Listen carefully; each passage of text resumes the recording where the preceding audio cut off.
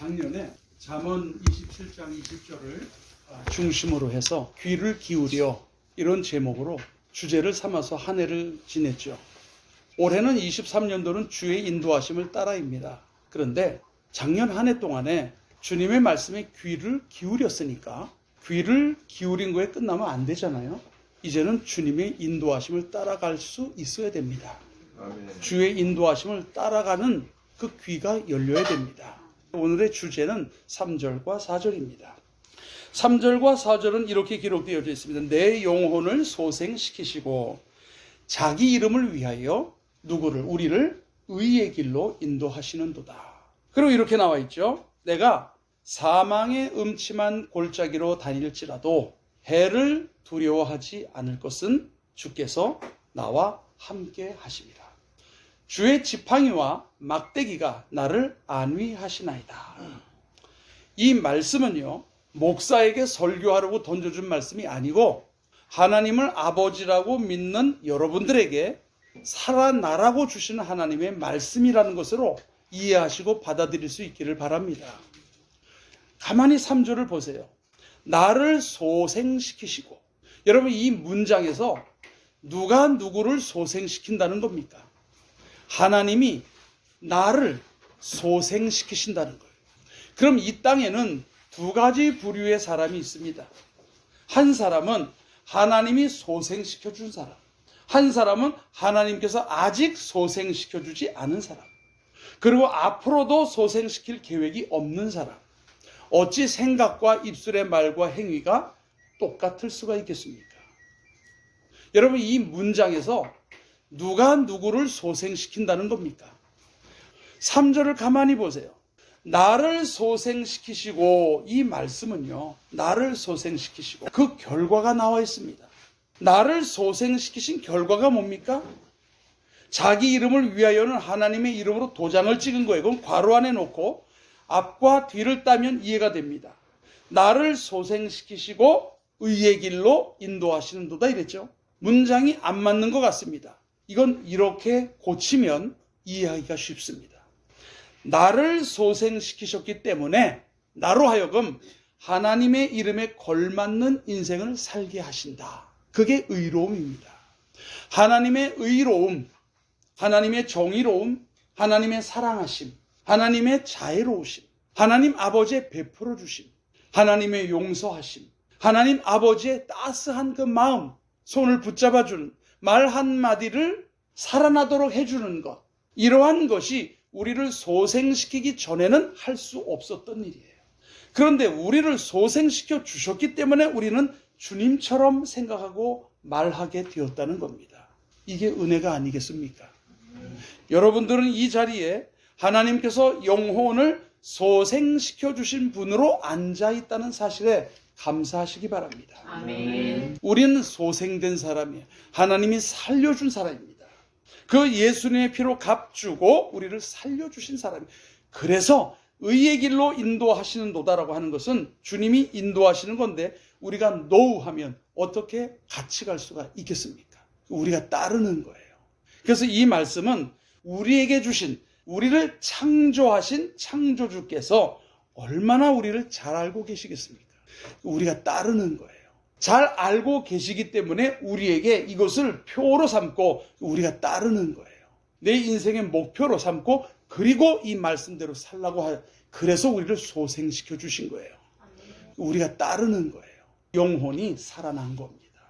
그래서 뭐가 보이느냐? 그럼 하늘이 보이는데요? 이게 아니라 뭐가 보이느냐? 또 물으면 그 위에 계신, 그리고 만 위에 계신 내 안에 계신 주님을 바라봅니다.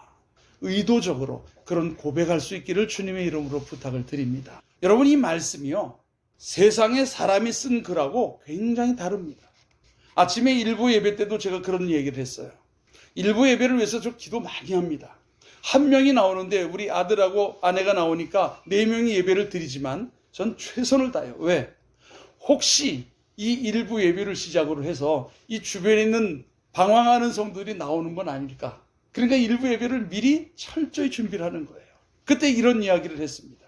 제가 고등학교 2학년 때 좀 방황을 했습니다. 한 2달간 방황했어요. 제 방황은 뭐냐면 학교를 마치면 가방을 메고 들고 버스를 탑니다. 그 종점까지 가는 거예요. 그리고 종점에 가서 가만히 묵상을 합니다. 그리고 집으로 돌아와요. 그게 저의 방황이에요. 좀 신사답지 않나요? 지금 제 이미지하고 좀 비슷하지 않나요? 대학생 때의 방황을 할 때는 처음 난 1호선 전철을 타고 인천 동인천역까지 가요. 하인천역까지. 그리고 걸어서 바닷가까지 갑니다. 그리고 귀가해요. 그게 저의 고민입니다. 방황입니다. 왜 2달 동안 방황을 했냐면 제 인생에 가장 큰 영향을 끼쳐주신 작가가 있었어요. 그때 저 주일 안 빠졌습니다. 맨 앞에 앉았어요. 그런데 성경을 알고 싶은데 알 수가 없으니까 책을 읽기 시작했습니다. 러시아 사람, 미국 사람, 독일 사람 책을 읽다가 드디어 프랑스 사람을 만나가지고 프랑스 작가들의 책을 거의 다 읽었어요. 하라는 공부는 안 하고 내일이 기말 시험인데 난 책을 읽었다니까요. 그러다가 앙드레 지드를 만난 거예요. 좁은 문이라는 책을 읽고 저는 깜짝 놀랐습니다. 제롬과 알리사의 이런 청교도적 사랑이 있구나. 너무 감동을 받았고 10몇 번을 읽었어요. 난 앞길을 정했습니다. 불어불문학과를 가야지. 그리고 프랑스로 유학 가서 난 이 사람을 연구할 거야. 그래 놓고 얼마나 많은 책을 읽었는지 몰라요. 그리고 나서 고등학교 2학년 때 충격을 받은 거예요.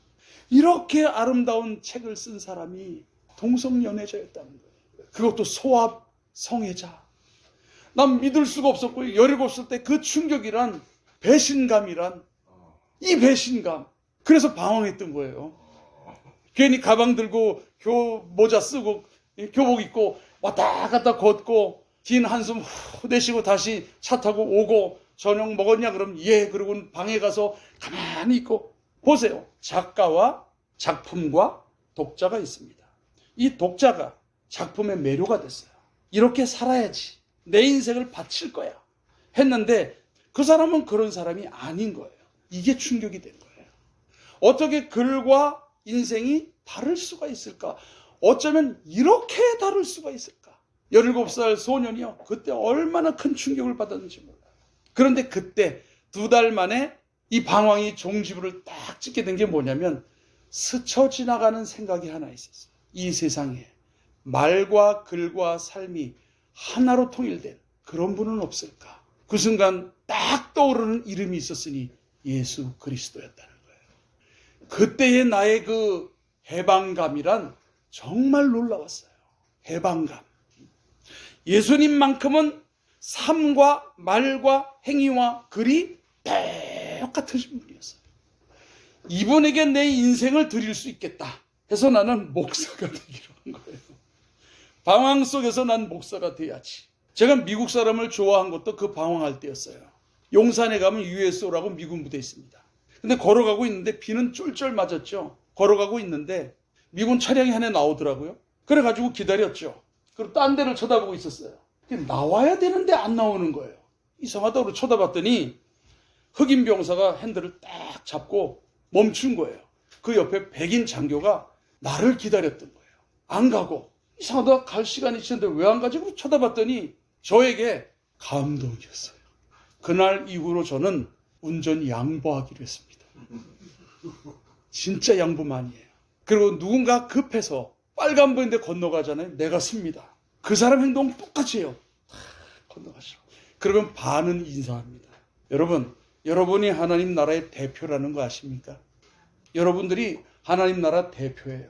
17살 때 경험이 64년이 되도록 잊혀지지가 않는 거예요. 나에게 영향을 끼친 거예요. 여러분들은 하나님의 백성이고 하나님께서 인생 영혼을 소생시켜 주신 분입니다. 하나님의 이름에 걸맞는 인생을 살라고 살려주신 거예요. 그래서 그것을 빛이요 소금이라고 말씀하시는 것이니 여러분들이 이렇게 살 줄 알아야 하나님께서 영광을 받으시게 될 줄로 믿습니다. 안 믿는 사람들이 여러분의 선행 때문에 야, 예수 믿는 사람이 이렇게 사는 사람들이로구나 하는 순간에 믿지 않는 그 사람들이 하나님께 영광을 돌리는 순간이다. 하나님이 영광을 받으신다는 거예요. 여러분, 하나님 나라의 구원받은 자로서 대표적인 인물로서 이렇게 살아야 되는 것 아니겠습니까? 함께 주의 말씀과 은혜가 여러분들에게 임해서 이렇게 살 수 있는 은혜가 있기를 주님의 이름으로 축원합니다. 4절을 보세요. 오늘은 3절과 4절만 하겠는데요. 4절을 보면 이런 말씀이 있습니다. 내가 사망의 음침한 골짜기로 다닐지라도 해를 두려워하지 않을 것은 주께서 나와 함께 하심이라. 주의 지팡이와 막대기가 나를 안위하시나이다. 성경은 우리를 만드신 창조주 하나님께서 우리를 위하여 주신 말씀이에요. 아까 앙드레지드 이야기를 했지만 사람은 아무리 글을 잘 써도 마지막은 실망이에요. 그런데 하나님의 말씀은 놀랍게도 2000년이 지나도록 하나님의 말씀이 가짜라는 것을 연구하다가 오히려 하나님을 더 잘 믿는 사람들이 태산처럼 많아졌습니다. 영화 벤허를 만든 그 작가가 하나님의 성경 말씀이 얼마나 허구인지를 밝히기 위해서 연구하다가 하나님을 믿게 된 사람이에요. 그래서 그 벤허라고 하는 소설을 쓰게 된 겁니다. 말씀은요, 사람을 살려내는 능력이 있는 겁니다. 진리예요. 제가 선교사님들 큐티하는 방장입니다. 근데 어떤 선교사님이 시간이 없으니까 묵상을 못 올려요. 대신 하나님 말씀을 한 구절을 딱 올립니다. 거기 제가 멘트를 달아요. 우리가 하나님 말씀을 묵상해서 한 페이지를 올린다 할지라도 이 간단한 하나님 말씀 한마디를 뛰어넘질 못합니다. 내 입에서 나와봐요. 무슨 말이 나오겠습니까? 주의 말씀 한마디에 참 그냥 침묵입니다. 이 말씀 자체가 능력 있는 거예요. 사람의 말은 아무리 그래도 마지막은 실망이라니까요. 그렇게 못 삽니다. 예수님은 그렇게 사셨던 분이에요. 그렇게 고통 당했던 분이에요. 그게 좋아요. 지금 제가 스트레스라는 게 저도 있을 때가 있지 않습니까? 스트레스를 어떻게 푸는지 아십니까? 저는 서점에 갑니다. 그러면 책 냄새 나잖아요. 그러면 눈을 감고 그 숨을 싹 들이셔요. 그 순간 스트레스가 싹 풀려요. 그 책 구경하고 나오면 그거 아주 좋은 겁니다. 요즘에 서점 안 갑니다. 왜 안 가는지 아세요? 책이 너는 괜찮아. 너 수고했어. 너 같은 애도 없어. 너야말로 참 유일하게 멋진 애야. 너는 너를 칭찬해야 돼. 이런 말 써서 죄송합니다. 보면 전부 정신분석 학자들, 정신과 의사들이 전부 칭찬하고 엉덩이 두드려주고. 여러분 아닙니다. 괜찮긴 뭐가 괜찮습니까? 아까 기도한 것처럼 전 세계가 난리가 났는데 전쟁이 나고 지진이 막 났네요. 세계적이네요. 그 뭐가 괜찮아요? 정말 괜찮은 것은요, 하나님 말씀입니다. 하나님 말씀을 탁 붙잡힌 바가 됐다면 그 사람은요, 전쟁 가운데 있어도 죽어도 좋사오니 할 줄로 믿습니다. 다윗이 그랬어요. 바닷물이 흉용해서 이 성을 둘러엎고 이 성이 바닷물로 인해서 흔들린다 할지라도 나는 두려워하지 아니하리로다. 왜? 하나님이 나와 함께 하시기 때문이다. 세상이 감당치 못하는 그 말씀이 성경 말씀인 거예요. 내가 살아야 남도 살리는 겁니다. 4절을 가만히 보세요. 우리에게 주신 말씀입니다, 이게. 근데 4절을 그냥 읽으면 조금은 모호한 것 같아요. 그래서 이렇게 분석을 해봐야 돼요. 4절은 이렇게 분석할 수 있습니다. 내가 사망의 음침한 골짜기로 다닐지라도, 이 얘기는 뭐냐면, 여러분 실수해서 잘못할 때 있잖아요. 하나님이 그렇게 하지 말아라 그러는데 그래도 난 이렇게 했으면 좋겠어 고집 피울 때 있잖아요. 그래서 잘못된 길로 들어갔다고 칩시다. 그럴지라도예요. 하나님 함께 계십니까? 안 계십니까? 함께 계십니다. 그러나 주의 뜻대로 안 하면 하나님은 함께 계시지만 고난은 있습니까? 없습니까? 고난 있는 겁니다. 여러분 회개하면 하나님 용서해 주십니다. 그러나 잘못한 대가는 치르는 거예요. 이렇게 생각해 보세요. 어떤 목사님이 간음을 저질렀어. 막 회개합니다. 남이 봐도 정말 회개한 거야. 그럼 용서 받습니까? 못 받습니까? 받습니다. 그러나 저지른 것은 고통이 됩니까? 안 됩니까? 되는 거예요. 그러면 묻습니다. 하나님 말씀대로만 하면 여러분 어려운 생활 없습니까? 왜 없겠어요? 그걸 연단이라고 하는 거예요. 목사님들 치고 연단 없는 사람들 없습니다. 목사님이 연단 다 받습니다. 그 연단 말도 못합니다. 그 연단의 결과는 뭐예요? 하나님만 바라봅니다. 이거예요. 하나님만 의지합니다. 그게 종이 되는 거예요. 그래서 가라면 가고요. 오라면 오는 겁니다. 그게 내가 똑똑하고 말씀을 깨달아서 그러는 거 아니에요. 죽어라 기도하는데도 안 되는 거예요. 선하게 살아도 안 돼요. 왜 이렇게 안 되냐고 얘기해도 응답이 없어요. 그런데도 하는 거야. 그러다가 더 험난한 골짜기로 들어가요. 그러다 보니까 나중에 어떤 고백이 납니까? 주의 뜻대로 하시옵소서. 결국은 주님만 바라보는 목사가 되는 거예요. 이게 연단이에요. 그래서 욥은 뭐라 그래요? 이 고난, 이 연단의 끝에 자기는 정금과 같이 나온다는 거예요. 이게 반짝반짝 빛난다는 금이 아닙니다. 불순물 제거해서 나온다는 거예요. 그 불순물은 뭐예요? 인간적인 생각이에요. 그래도 하나님 믿지만 이거는 있어야 되는 거 아닙니까? 저거는 해야죠. 이거요. 전부 자기 거예요. 전부 자기 거예요. 주의 이름으로 자기 거 삼는 거예요. 그걸 다 뺏어가는 거예요. 다 뺏어가니까 주님 주의 뜻대로 하시옵소서. 이게 종이 되는 거예요. 겁날 것도 없습니다. 무서울 게 뭐 있어요. 그런데 이 말씀 첫 구절은 이렇게 이해하셔야 돼요. 여러분이 비록 생각을 잘못하시고 생각에 실수를 저질러서 어려운 환경으로 들어갔다고 칩시다. 그럼 하나님은 고얀 놈, 너 좀 깨달으라 그러고 떠나십니까? 안 떠나시는 줄 믿으시기 바랍니다. 아멘. 주님은 그때도 함께 하시는 거예요. 왜? 신이시기 때문에. 우리의 사랑하고는 비교할 수 없어요. 이분이 이 사랑이에요. 중국 선교한다. 1번이 뭡니까? 중국 선교하는 중국 선교사의 선교사 조건 1번. 중국인 사랑하는 거예요. 2번. 중국인 사랑하는 거예요. 3번. 중국인 사랑하는 거예요. 사랑하지 않으면 그 나라 선교 못합니다. 장로님, 러시아 선교는 뭐가 있어야 하는 겁니까? 돈이 있어야 하는 겁니까? 사랑하는 겁니다. 그래서 제가 그런 얘기 했어요. 러시아하고 우크라이나 전쟁하면 우리는 누구 편 들어야 돼요? 러시아 편 들어야 돼요. 여기에 우크라이나 선교사만 있어. 그럼 누구 편 들어야 된다 그래? 나는 우크라이나 편 들으라고. 서로 기도해. 서로 기도해야 돼. 예수님과 그리스도가 싸울 수는 없잖아요.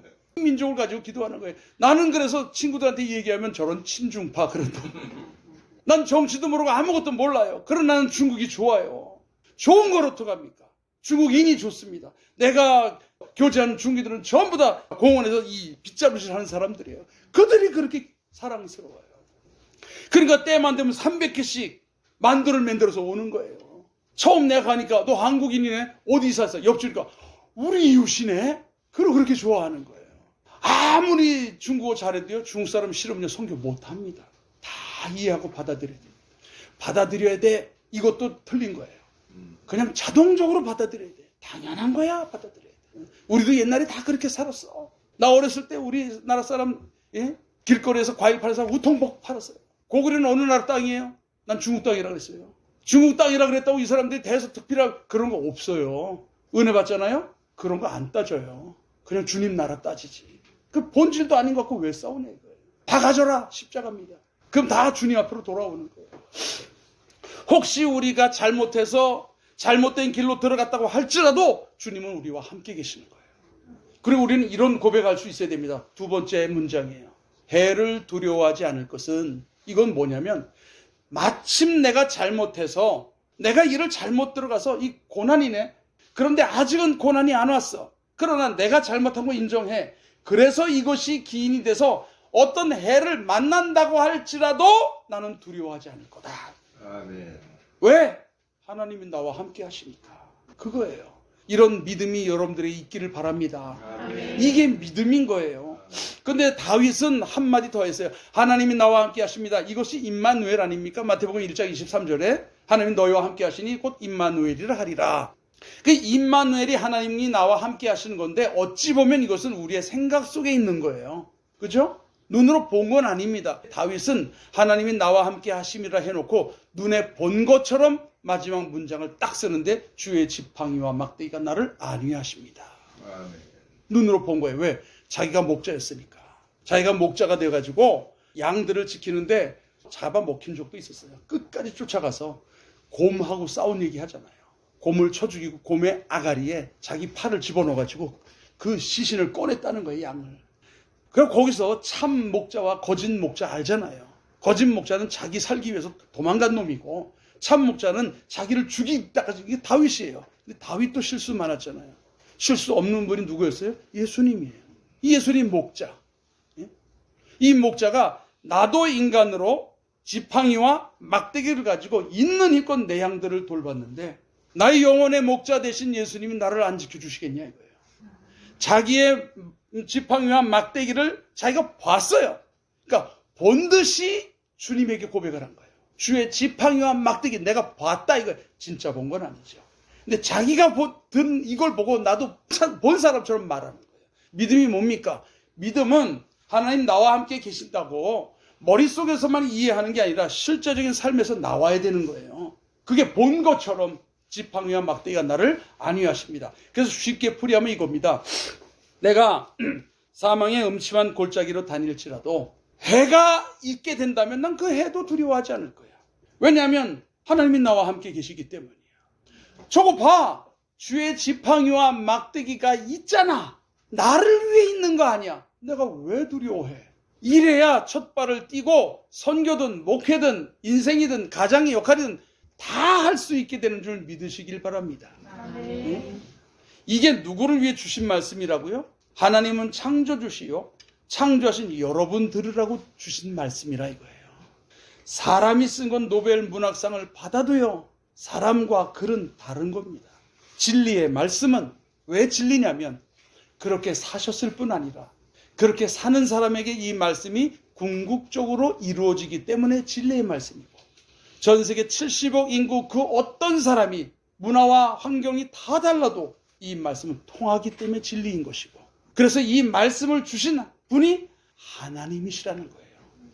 유일신이라는 겁니다. 말씀을 사랑하시고 이제 이 말씀에 순종하는 것이 주의 인도하심을 따라가는 거라는 사실을 기억하시고, 혹시 내 잘못으로 인해서 잘못된 어떤 환경을 만들었다 할지라도 주님이 나와 함께 계시고 나를 지키시는 그 놀라운 지팡이와 막대기가 내 눈앞에 보인다고 말씀하시며, 여러분이 주 안에서 해야 될 일들을 굳건하게 해나갈 수 있기를 주님의 이름으로 축원합니다. 기도하겠습니다.